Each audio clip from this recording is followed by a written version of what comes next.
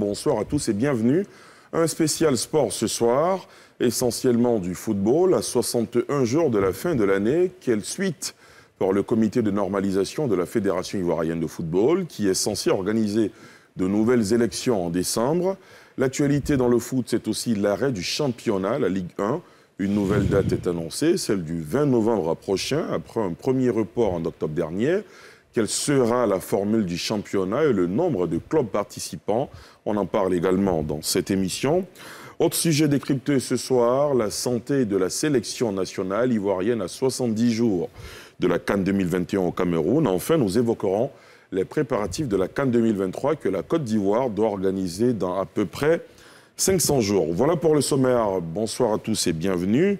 Avec moi en plateau, Armand Goro, il est le président de la conférence des présidents de clubs de football, président du conseil d'administration de Agir FC de Guy-Bérois, Maître Ro Yao Athanase, ex-membre du bureau exécutif sortant, ex-président de la commission juridique de la FIF, Sané Bictogo, président du Stella Club, Emegei, journaliste, Annoncia Sewe, journaliste, Martial Goro, également journaliste. Bonsoir à vous, chers invités. Merci d'avoir accepté notre invitation. Bonsoir. Le mandat de 1 an du comité de normalisation de la Fédération ivoirienne de football tire à sa fin. À près d'un mois de l'échéance, la présidente du CONOR FIF a été reçue mardi par le président de la République. Mariam Dao Gabala a fait le point de l'évolution de la situation du football ivoirien au président Alassane Ouattara. L'éclairage de Pierre Dipomelin, et on en parle juste après. Dans un peu moins de 2 mois, le mandat du comité de normalisation de la FIF, conduit par Mariam Dao Gabala, prend fin. Reçu par le président de la République, Alassane Ouattara, Mariam Dao Gabala a fait le point de sa mission qui prendra fin en décembre avec l'élection tant attendue d'un président à la tête de la FIF. Il s'agissait aussi de plaider pour un appui financier en faveur de la Fédération ivoirienne de football qui traverse en ce moment des difficultés financières. Comme vous savez, notre mandat arrive théoriquement à la fin au 31 décembre. Il était important que nous puissions venir lui faire le point de notre mission et lui dire un peu les défis qui nous attendent. Mais le plus important, c'était aussi que nous puissions tous nous rassembler autour des éléphants qui vont livrer leurs 2 derniers matchs bientôt. Et pour les éléphants, nous savons qu'il y a toute une équipe technique qui les encadre. Et nous sommes venus porter aussi une doléance au président de la République pour qu'il puisse se pencher un peu sur les difficultés financières de la FIF en nous octroyant une petite subvention pour la prise en charge de cette équipe technique-là. Nommé par la FIFA le 14 janvier dernier, le comité de normalisation a pour mission de gérer les affaires courantes, réviser partiellement les statuts et le code électoral de la FIF. Au bout de la mission, l'élection d'un président à la tête de la FIF. Alors, messieurs, on vient d'entendre Mariam Dao Gabala, présidente du comité de normalisation de la Fédération ivoirienne de football, qui, en quelques mots, a fait un peu le bilan de la situation du CONOR FIF. Qu'est-ce qui vous inspire cette déclaration de Mariam Dao Gabala, Martial? Bon, écoutez, je pense que la présidente du CONOR, elle allait rencontrer le chef de l'État. Elle lui a fait part de certains besoins. Mais je pense que, vous savez, on n'avait pas toujours besoin d'aller voir le chef de l'État, d'avoir un entretien avec le chef de l'État, parce que le chef de l'État s'est toujours occupé des équipes nationales de Côte d'Ivoire.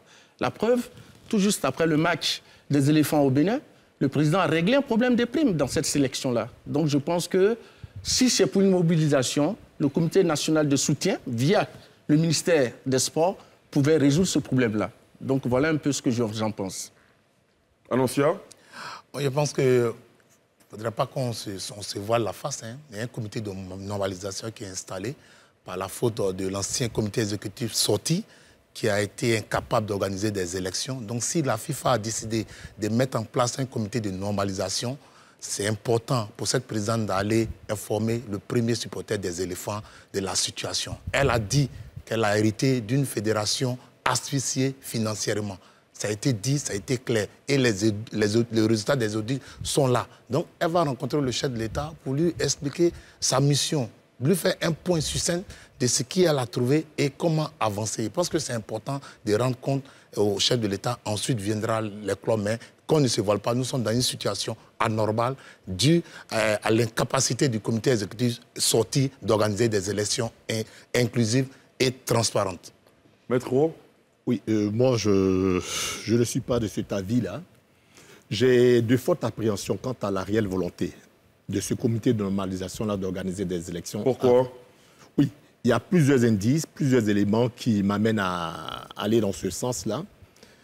Je me souviens qu'en janvier, lorsque la FIFA est venue pour installer ce comité de normalisation, M. Véron, qui a reçu tous les candidats, leur avait dit que normalement, cela devrait prendre fin au plus tard au 30 juin, parce qu'il n'y avait pas grand-chose à faire. Il leur a dit ça. Si vous ne vous entendez pas, ou bien si vous vous entendez sur les textes, en principe, au plus tard, fin juin, vous devez avoir fini.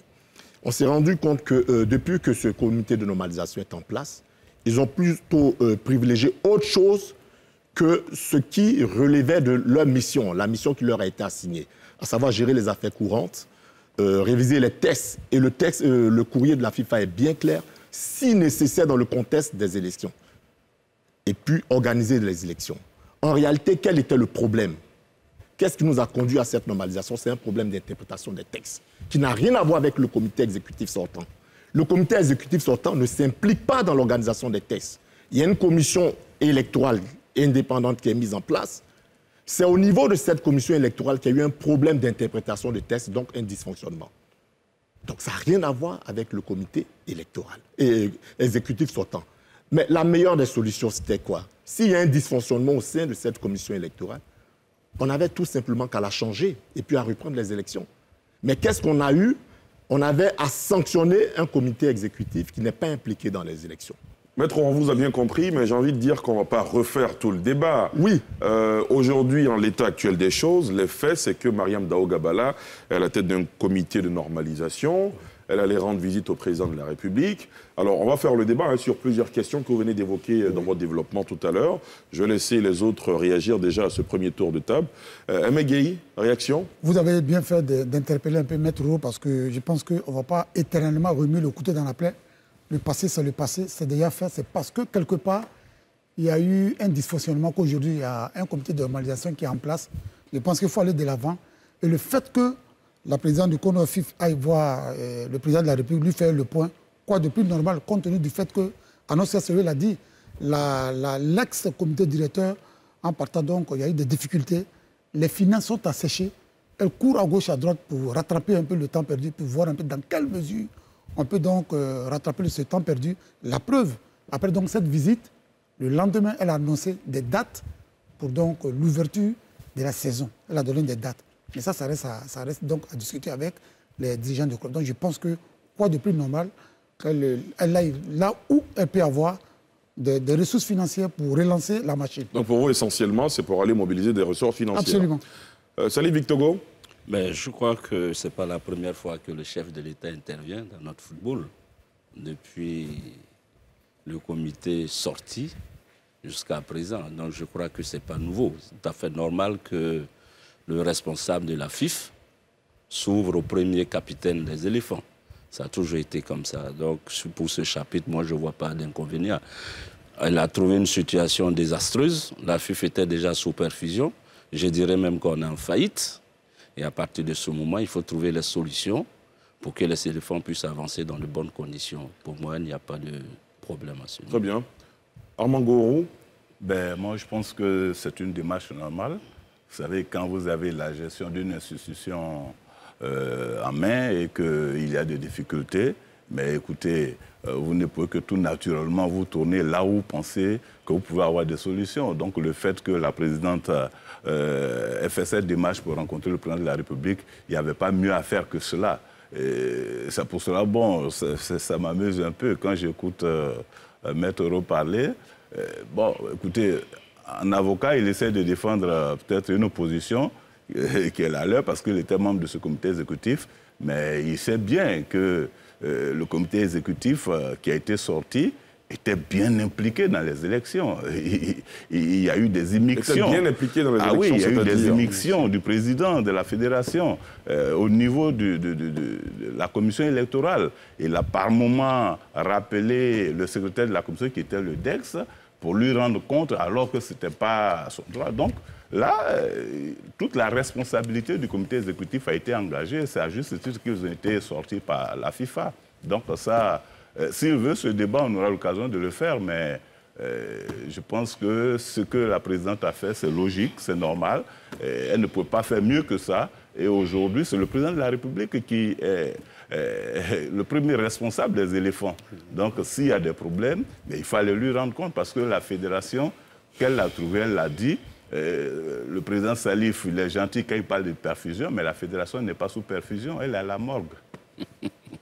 D'accord. Oui, je voulais rebondir. Je voulais tout juste dire que quand je les entends, je les écoute, et je suis vraiment ahuri parce que quand quelqu'un est sous perfusion, quelqu'un d'autre dit que cette fédération était à la morgue, mais Mme Gabala a été installée depuis janvier 2021. Ça fait 10 mois, 10 longs mois. Elle a même organisé des compétitions. Donc, lorsque une fédération est sous perfusion, où est-ce qu'elle a trouvé ces moyens-là? Il reste 2 mois seulement pour qu'elle puisse rendre le tablier. Et c'est à 2 mois qu'elle allait voir le chef de l'État.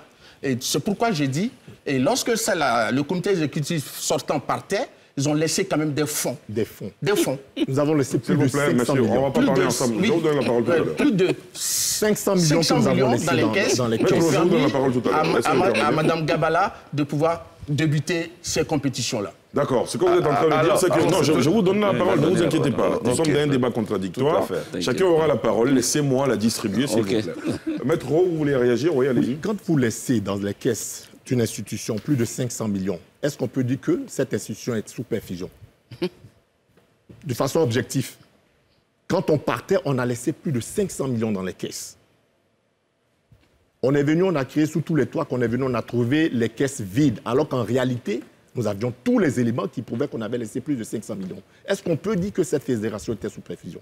De façon objective. C'est une question que je veux poser à M. Armand Goro. Alors, vous voyez, moi, je suis très à l'aise quand j'écoute Maître Rowe parler ainsi. Allez-y. Moi, je parle avec des chiffres. Je parle avec les documents fournis par la Fédération ivoirienne de football. Je vous donne des exemples. Pourquoi je dis qu'elle est à la morgue?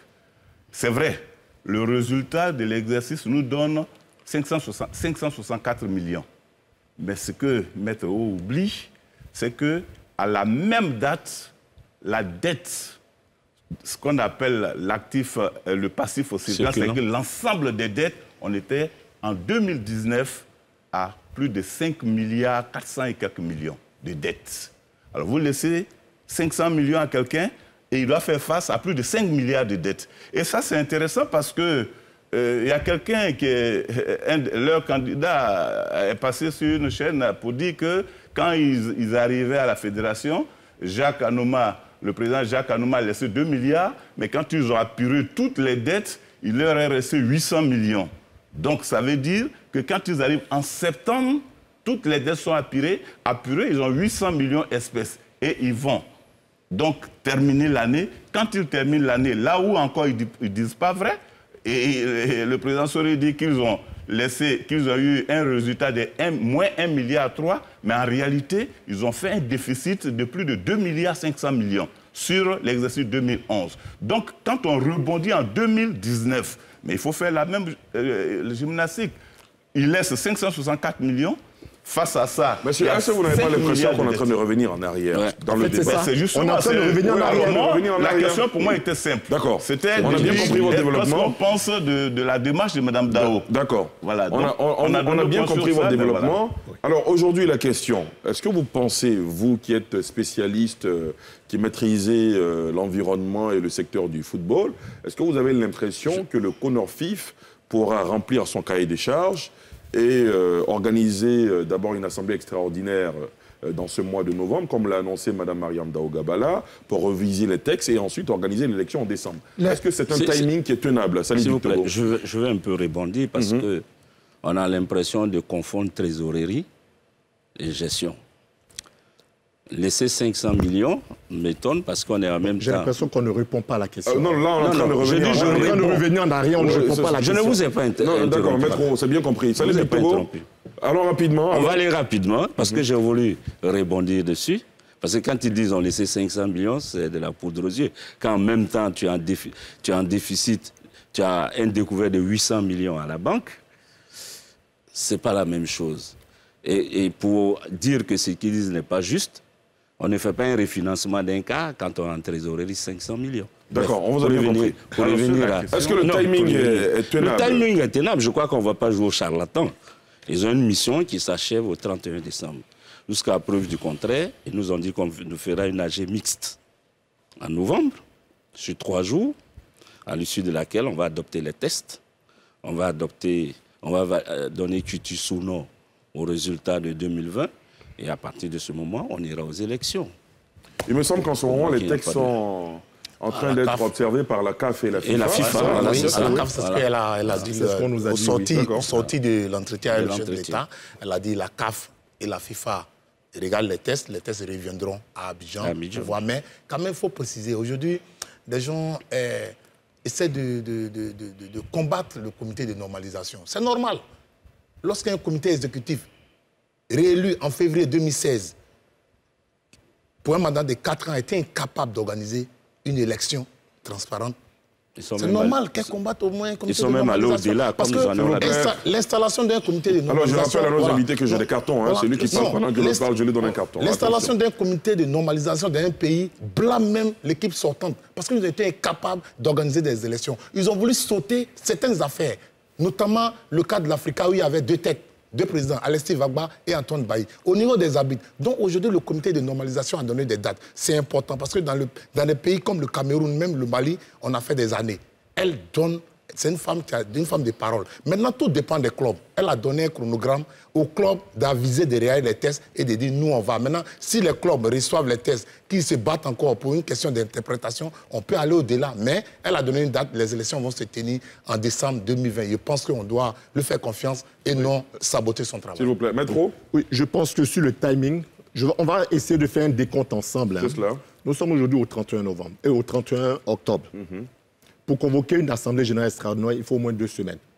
On nous dit que les textes sont allés à la FIFA et à la CAF. On ne sait pas quand est-ce qu'ils vont revenir. À la FIFA. À la FIFA et à la CAF, c'est ce que j'ai dit. Ouais. FIFA et la CAF. Donc on ne sait pas quand est-ce que ces tests-là vont revenir. Nous sommes aujourd'hui le 31 octobre. C'est-à-dire que si on veut convoquer, même demain, une assemblée... Je crois qu'elle a annoncé une semaine pour le retour des tests. Ouais. Oui, dans une semaine. Elle a été reçue, je crois, par le président le mercredi dernier, ou à la mardi dernier. Dans une semaine, c'est mardi. À quel moment on va amener ces textes-là au club pour que les clubs puissent faire leurs observations? Dites-moi, à quel moment? À partir du 1er novembre, si on veut convoquer une assemblée générale, on est au moins au 14 novembre. Le 14 novembre, c'est un dimanche. Le 15 novembre, c'est un lundi. Qui est férié. Qui est férié, oui. Et le 20, le samedi qui suit le 20, il y a le début du championnat de Ligue 1. Le samedi qui suit le 27, il y a le début du championnat de Ligue 2. Ça veut dire que tout le mois de novembre, on ne peut même pas examiner les textes. Vous êtes d'accord avec moi? On ne peut pas examiner les textes au mois de novembre. Parce que le 20, on débute le championnat de Ligue 1 et le 27, on a le championnat de Ligue 2. Il reste le mois de décembre. Il faut 2 semaines au moins pour convoquer une assemblée générale. On se retrouve au 15 décembre. Donc pour vous... C'est pas possible. Elle a annoncé les élections pour le 18 décembre. C'est pas possible. Pour vous, c'est pas tenable. C'est pas tenable.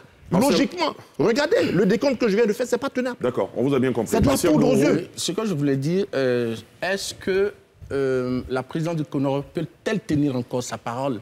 Parce qu'on se souvient, hein, déjà à 3 reprises, elle s'est dit.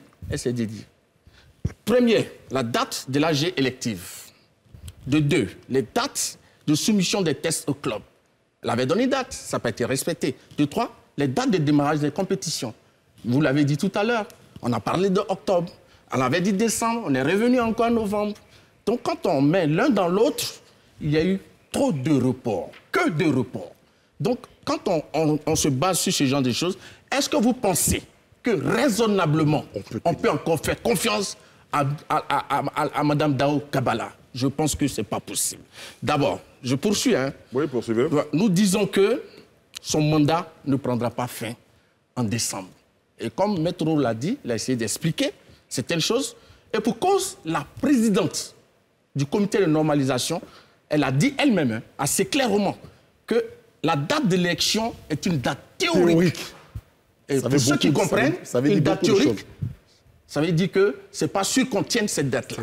D'accord. Donc, c'est ce que je voulais dire. D'accord. Pour vous, la mention de date théorique suscite des hésitations et du doute. Tout à fait. Guéhi, est-ce que c'est la même compréhension que vous voyez faites? un peu, c'est pour cela qu'il faut éviter, dans un pays, qu'un comité de normalisation s'installe. On sait le jour où ça s'installe, mais on ne sait pas quand ça finit. Donc vous aussi, vous avez des doutes? Non, mais je vais dire qu'on n'aurait dû pas en arriver là. Mais quand vous avez demandé le timing, à mon avis, il va être difficile de tenir le timing compte tenu du fait que tout est serré. Parce que le premier rôle, c'est quoi? C'est de gérer les affaires courantes. Le comité de normalisation a fait rouler le ballon. Deuxième chose, c'est de réviser et donc de passer au toilettage des tests pour les mettre aux normes de la FIFA. On nous a dit que ça y est encore à la CAF. Il reste nous sommes à combien de mois en ce moment? Nous sommes pratiquement à 2 mois. Logiquement, en décembre, on devrait pouvoir boucler. À mon avis, le timing va être difficilement tenable. Salut Victor Go. C'est-à-dire, quand on écoute Maître Roux, tout était beau quand ils étaient là. Salut Victor Go, vous n'allez pas nous ramener à Non, je ne vais pas en arrière. Je dis, parce que, en termes de timing, on en a vu des vertes et des pas mûres. Ils sont même allés au-delà de leur mandat, sous Conseil de l'Europe. Mandat finissant en février, nous-mêmes on a écrit à la FIFA pour le leur rappeler. Ils voulaient même aller en 2021. Pour moi, je dis nous ne sommes pas des charlatans. Il n'y a aucune incompatibilité, au moment où on démarre le championnat le 20, qu'il y ait une AG. Où est l'incompatibilité? Où est ce qui est serré? Ils émettent quand même un doute quand ils estiment que... Ça, c'est normal. Moi, j'ai pris des dates. On les a vus à l'œuvre. Donc, il ne faut pas nous ramener là où vous n'avez pas réussi. C'est par leur turpitude qu'on se trouve devant un comité. Donc, il reconnaît implicitement qu'on ne pourra pas tenir la date. Non, c'est pas ça. Je ne dis pas de ça. Je ne vous interviens pas. Quand laissez les autres parler, maître. Aujourd'hui, pour moi, on peut faire les élections à fin décembre. Il n'y a pas d'incompatibilité si on commence les compétitions et aussi d'organiser. Ce serait quoi le risque si le délai n'arrive pas à être tenu, le délai de décembre? Ça veut dire quoi? Qu'on aurait une nouvelle année... C'est une prorogation du mandat. C'est une prorogation. Oui, tout à fait. Dans la pratique, en général, c'est quoi? C'est 6 mois, c'est 1 an? Non, ça dépend. Non, vous savez... Alors moi, je reviens à vous tout de suite. Annonciateur, vous faites une précision, allez-y. Ce que vous devez savoir, c'est que le comité de normalisation, rien ne presse. Rien ne presse pour le football ivoirien. Les gens ont saboté les élections, ils ont biaisé le code électoral. C'est de ça qu'il s'agit. Ils ont voulu éliminer des candidats. Aujourd'hui, ils ont été blâmés, ils sont pressés. Le championnat va reprendre. Les enfants, le ballon va rouler. C'est le plus important. Maintenant, ce qui a créé le problème, on doit le régler. Le résultat des audits sont disponibles. Le rapport est disponible. Qu'ils aillent voir. Ceux qui s'estiment, peut-être qu'ils ne seront pas candidats. Ils sont pressés. Pourquoi? Ils ont été incapables de régler le cas de l'Afrique, le problème de l'Afrique. Au niveau des habits, ils ont divisé dans des clubs. Aujourd'hui, on veut rendre le football transparent. Tout doit être clair. Les gens sont pressés pour dire qu'on ne peut pas tenir les dates. Mais qui a fait Mme Daouda là? C'est la réalité. Ce que je veux vous dire, c'est que même si elle ne tient pas les élections, la FIFA va lui accorder encore un autre bail. Ils en ira pour au moins pacifier ce football ivoirien. Ils parlent de délai aujourd'hui. Ils ont même voulu empêcher le Conor de s'installer. On ne va pas revenir. Non, c'est la réalité, c'est la vérité. Ils ont été déboutés, il faut le dire aussi. Il faut le dire aussi. Alors, s'il vous plaît, aujourd'hui, la problématique, c'est de savoir à quoi on s'expose si le délai proposé... On ne s'expose à rien. Je pense qu'il ne faut pas être plus réaliste que le roi. Vous voyez, nous sommes présidents des clubs. C'est nous qui gérons les équipes, c'est notre association.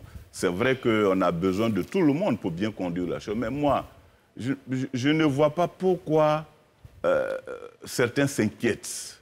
D'où vient leur inquiétude? Et puis quelle est la raison de leur inquiétude? Le timing dont on parle. Mais c'est un décompte faux qu'il fait, Maître Roux. Il a quand même annoncé des dates. Alors, les dates qu'il annonce, mais il est homme de droit. Il sait que quand on fait des tests, on prévoit des dispositions transitoires. Donc, pour tenir une assemblée générale extraordinaire, il faut 15 jours pour la tenir. Nous sommes aujourd'hui le 1er, le 31. Demain, c'est le 1er. Mais le CONO, ils ont le temps de convoquer l'assemblée générale extraordinaire. Ils peuvent la convoquer quand ils veulent. Ils ont jusqu'au 30 novembre même pour la tenir s'ils veulent. Il n'y a aucun problème.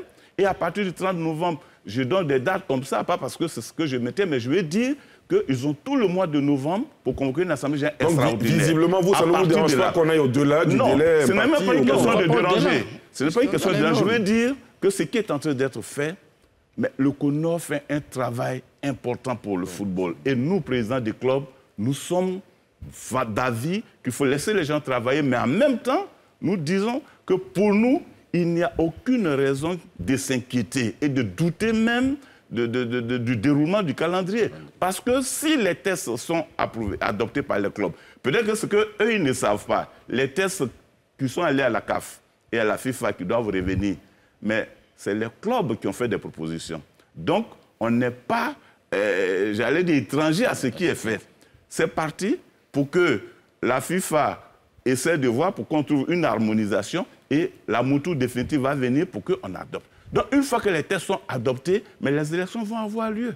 Il n'y a aucun problème sur cela. On me parle de début de championnat Ligue 1, mais attends, est-ce que c'est les présidents des clubs qui jouent?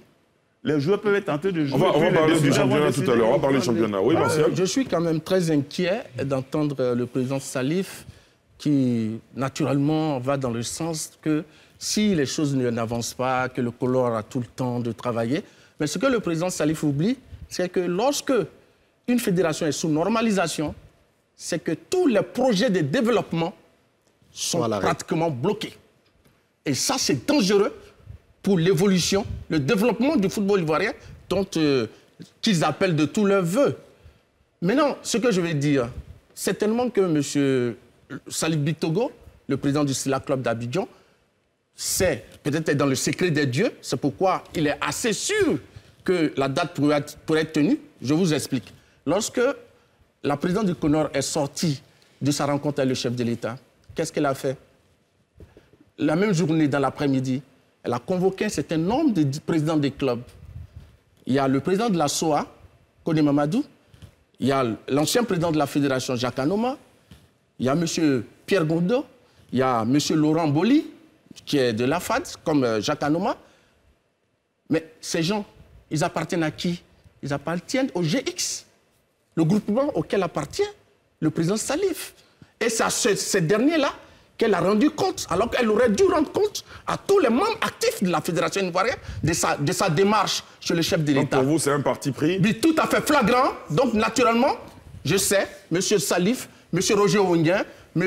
Kone Mamadou, et tout le reste, c'est des conseillers très occultes de Mme Gabala, donc naturellement, ils ne feront que défendre sa position. D'accord. Alors, monsieur, avant de vous donner la parole, il y a M. José qui nous appelle de San Pedro. Je rappelle que dans cette émission, on ouvre le téléphone pour permettre à nos internautes et téléspectateurs de participer au débat. Monsieur José, bonsoir. Bonsoir, monsieur. Quel est votre point de vue sur ce premier sujet que nous abordons? Merci beaucoup de me recevoir sur votre plateau.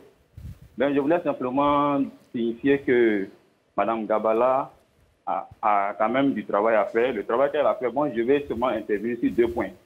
D'abord, les tests. Les tests ne sont pas encore revenus de la CAF. Donc, les clubs n'ont pas encore le contenu des tests.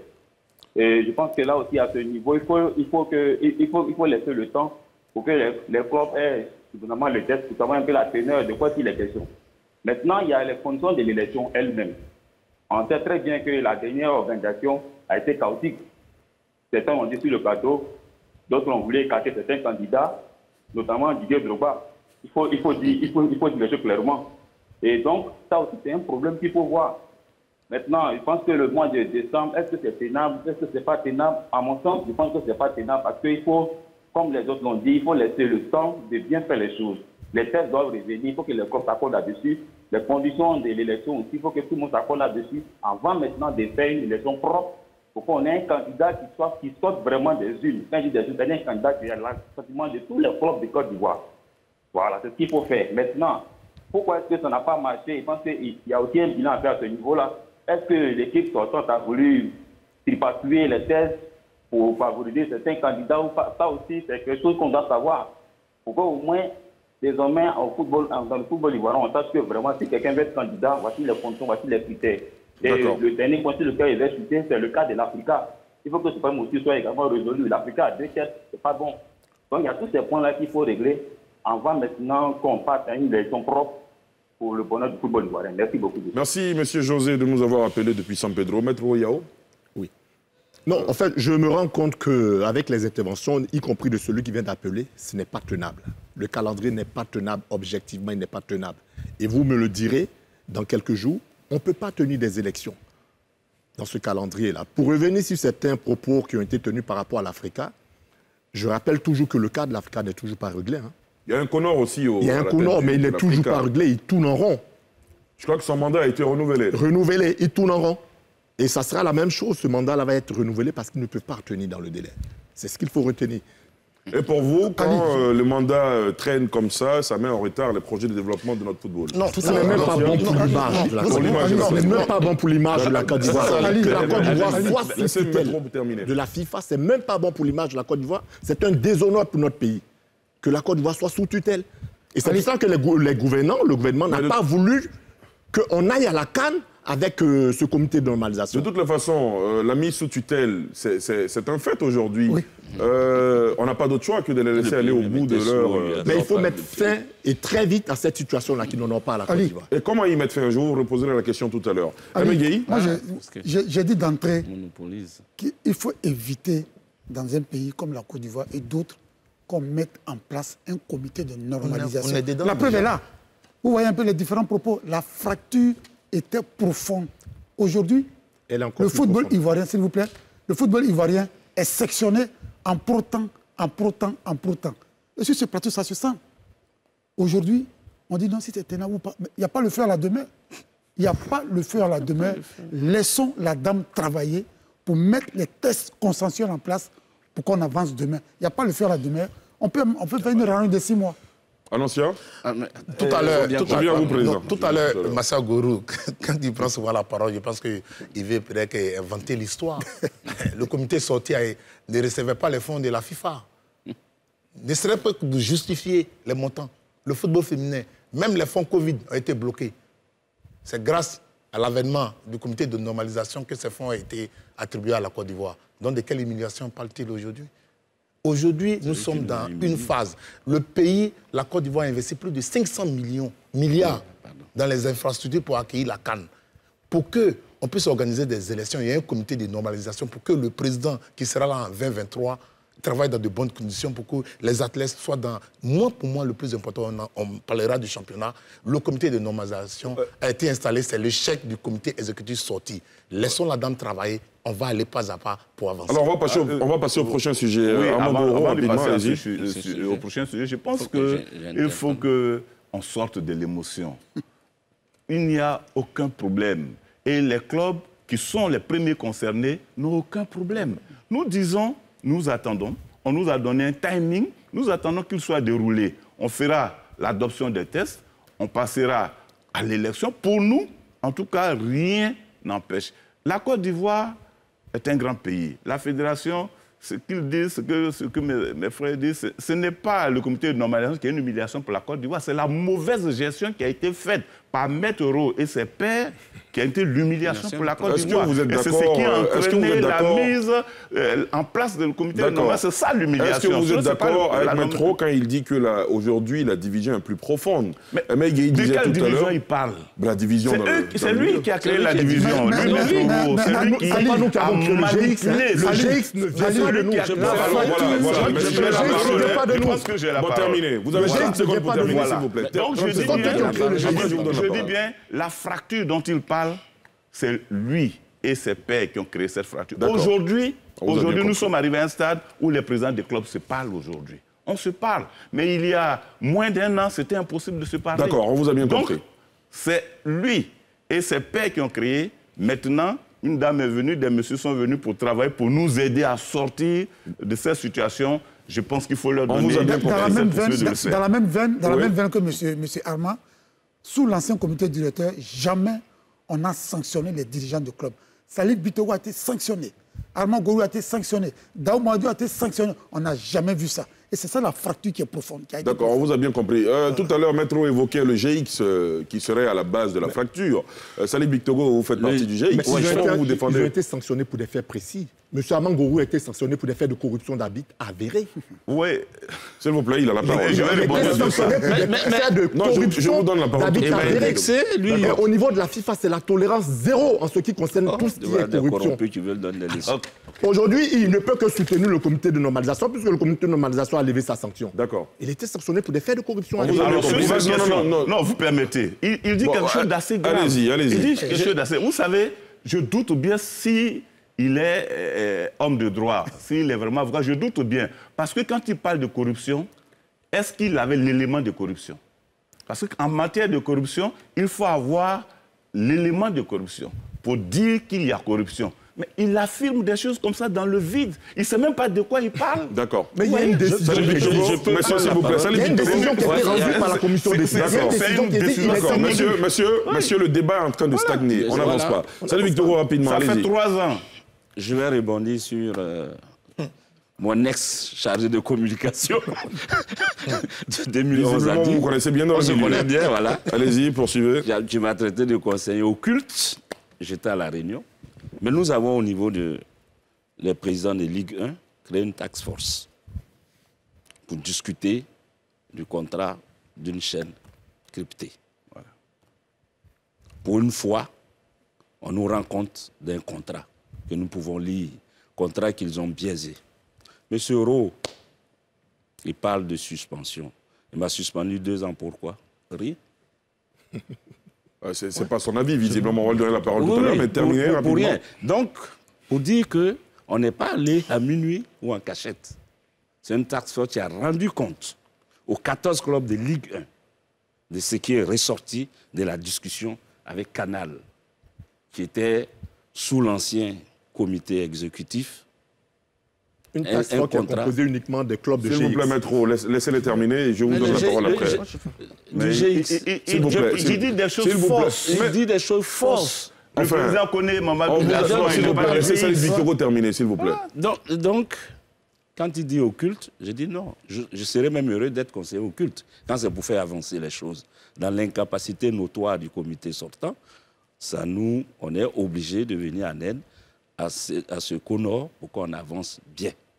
Et quand on est devant cette situation, on demanderait à M. Rowe, qui a envoyé des avocats au TAS, déjà, après avoir été relevé, par magie, il s'est retrouvé à l'Assemblée générale, je crois qu'il est nouveau membre d'un club, Yopougon FC. Délégué d'un club. Yopougon FC, relevé d'une fonction, donc suspendu. Donc, vous savez que quand on est suspendu de ses fonctions, on ne doit pas participer. Monsieur Amangourou était suspendu. J'arrive, il a pris un nombre de droits et qui ensuite fait sortir des fonds pour des honoraires d'avocats après leur suspension à la FIF.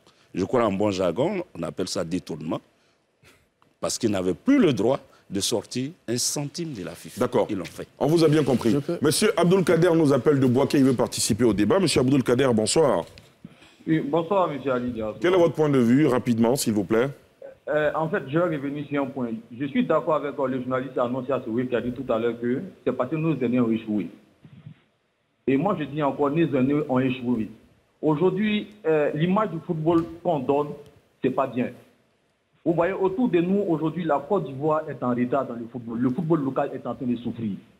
Et pour moi, dans le passé, nos aînés ont eu à commettre des erreurs. Et ce sont ces erreurs qui sont en train de nous rattraper aujourd'hui. Moi, je le dis haut et fort, je n'ai jamais aimé l'avènement du comité de normalisation. Et ça, je ne le regrette pas, je le dis toujours. Pour moi, le comité de normalisation, c'est une grave erreur que la Côte d'Ivoire a pu commettre dans le football.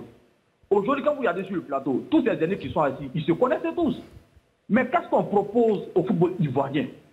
Qu'est-ce qu'on propose? Il faut qu'on soit concret. Il faut qu'on soit concret. Comment est-ce que vous pouvez comprendre pour une élection, on arrive à ça aujourd'hui? On arrive à ça aujourd'hui. Pour moi, tous ceux qui sont dans le football, tous ces acteurs-là sont fautifs. Il faut qu'ils arrivent à assumer leurs responsabilités vis-à-vis des acteurs du football ivoirien. Aujourd'hui, pour une histoire d'élection, on ne peut pas arriver à ça. Aujourd'hui, à l'Africa, il y a une crise. On annonce le championnat de Ligue 2 pour le 26. Qui va gérer l'Africa? Qui est le président de l'Africa? Le comité de normalisation installé à la tête de l'Africa n'a pas encore donné de résultats. Où est-ce que nous allons? Moi, je l'ai dit oui, moi je suis un Saint Thomas. Il faut que moi je vois ces élections se dérouler avant de croire. D'accord. Comme le frère l'a dit tout à l'heure, c'est vrai qu'il vient de presse, mais il y a beaucoup de problèmes.